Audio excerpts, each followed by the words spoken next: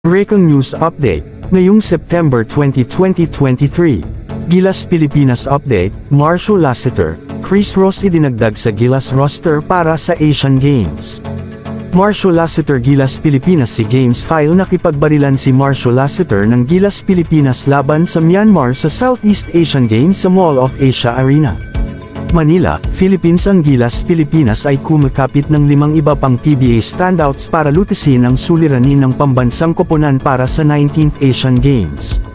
Sina Chris Ross, Kevin Alas, Arvin Tolentino, CJ Perez, at Marcio Lassiter ay tinawag ng pansamantalang pamamahala ni Coach Tim Cone at Team Manager Al Francis Chua upang sumali sa paghahanda ng training squad sa Inspire Sports Academy sa Calamba, Laguna. Papasok sina Ross, Alas, Tolentino at Perez bilang contingency measures para kina Calvin, Jason Perkins, Mototwa at Terence Romeo na ang paglahok sa Hangzhou, China. Showcase ay nananatiling nasa ere dahil sa isang salungatan sa listahan ng mga pangalan na isinumite sa lokal na organizing committee.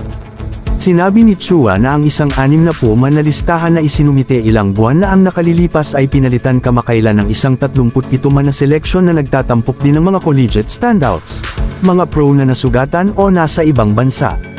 Umaasa si confident Terence Romeo na malampasan ang mga hamon sa pagbabalik ng Gilas laro. Gilas Pilipinas Muscle, Ange Kouame back in harness. Laro natalo ang Gilas Boys sa China sa FIBA U16 Asian Championship File. Mga galaw ni Chris Ross ng Pilipinas sa Men's 5x5 Basketball Final sa 30th Southeast Asian Games 2019 na file. Gumawa si Chris Ross ng Pilipinas sa Men's 5 pinarami ng 5 Basketball Final sa 30th Southeast Asian Games 2019. Sa 37 mga manlalaro sa bagong listahan, 6 na manlalaro lamang ang magagamit para sa isang call-up.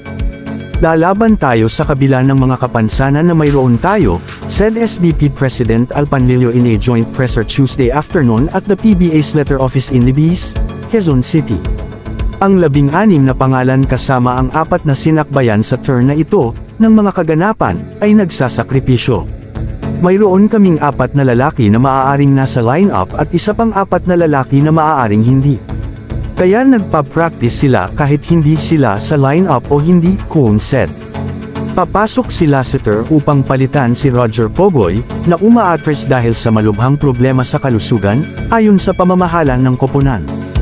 Ang sniper ng San Miguel Deer ay isang kandado para sa kampanyang magsisimula laban sa Bahrain sa ika-26 ng Setyembre. Kung tunay na papalitan ni Ross, Alas, Tolentino, at Perez ang orihinal na quartet na nagsimulang magsanay noong nakaraang linggo ay malalaman sa susunod na 2 araw, ayon kay Chua. Si Stanley Pringle, na orihinal na natap bilang isang reserba, ay wala na sa bagong listahan ng 37 tao. Nakatakdang umalis ang Gilas patungong China sa ika-23 ng Setyembre, isang araw matapos itong mag-host ng Korean Pro Club sa isang open-to-public friendly sa PhilSports Arena sa Pasig City.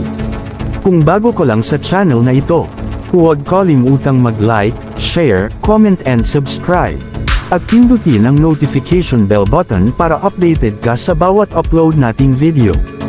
Maraming salamat po sa walang sawang pagsusubaybay.